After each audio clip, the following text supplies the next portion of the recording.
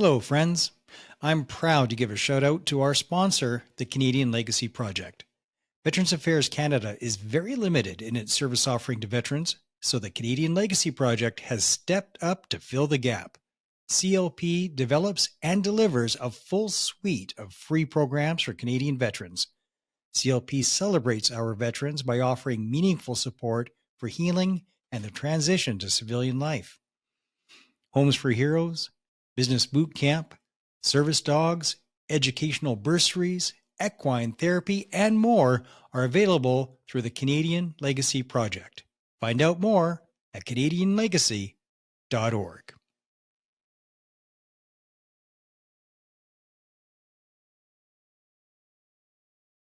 Hello, all you beautiful souls. Thanks for joining me. So, I've got a story to tell you.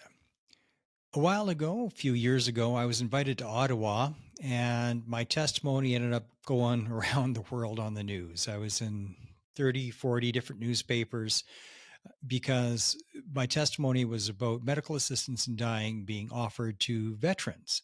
So that basically meant we can't help you, but we can kill you. Anyway, rightfully, that created some outrage. And like all news cycles, even a story like that fizzled away and is pretty much gone now.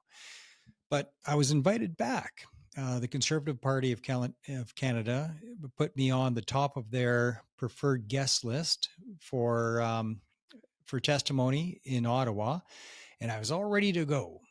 Had something written up to stay within the 5-minute time limit, and they never called me because the clerk is actually works for the Liberal Party, and they don't like me very much because I told the truth. So what I thought I'd do is I would share the testimony that I was going to give at the Standing Committee at Veterans Affairs and give it to you directly. I've got it written up, so I will be reading it, and it is 5 minutes. So this is what I would have said in Ottawa had they invited me back. And the Standing Committee was about veteran suicide. So this is what I had to say about it. My name is Meincke. I reached out to Veterans Affairs Canada for help in 2017. In 2019, I started my trauma recovery podcast in an attempt to help as many veterans and first responders as possible.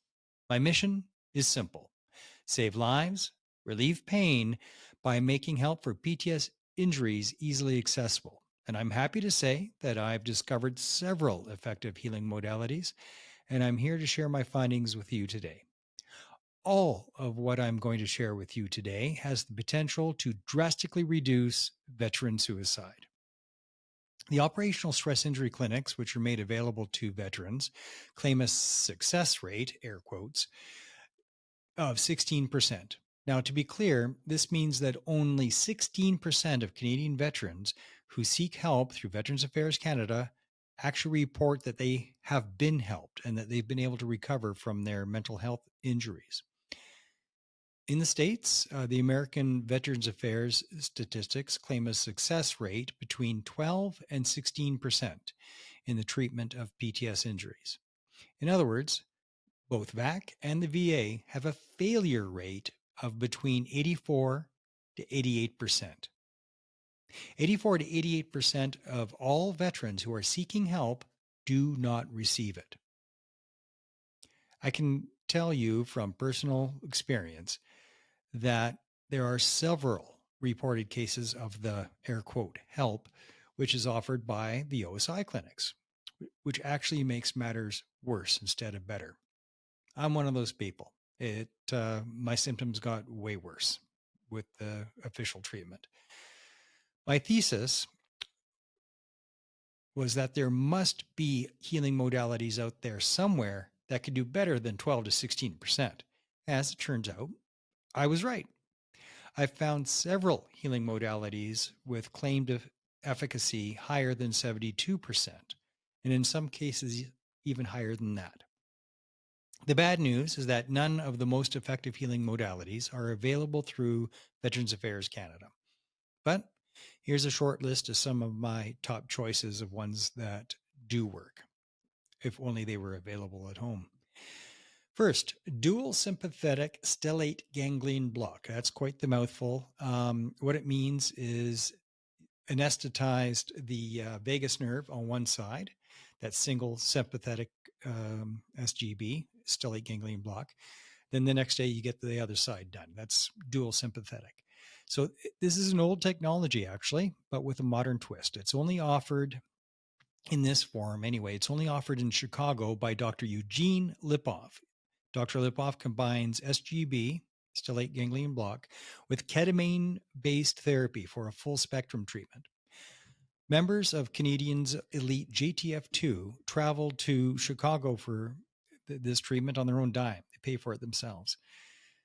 VAC doesn't cover these costs.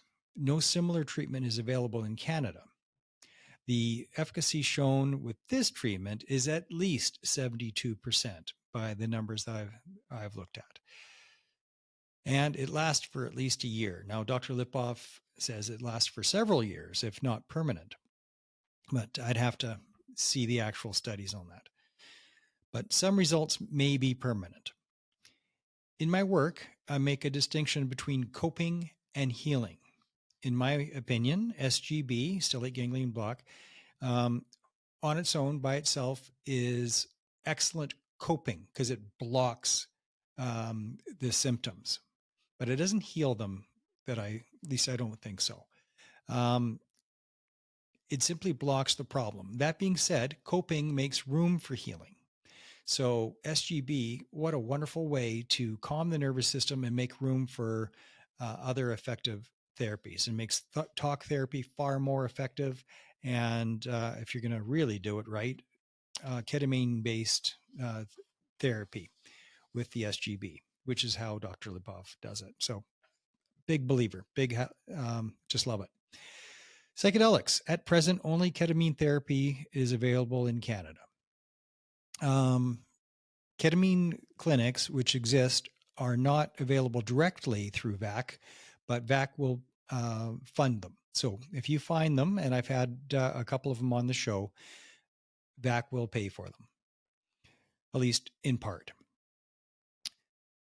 What I've gleaned in speaking with people that have received the ketamine-based therapy is that it's very promising, and it's certainly the most aggressive way to attack that monster of a post-traumatic stress injury. Number 3, ibogaine-based therapies. I've covered that on my show several times recently, including an episode that's about to drop. Ibogaine is a powerful psychedelic, which is now available to American veterans in Texas and hopefully soon in more states.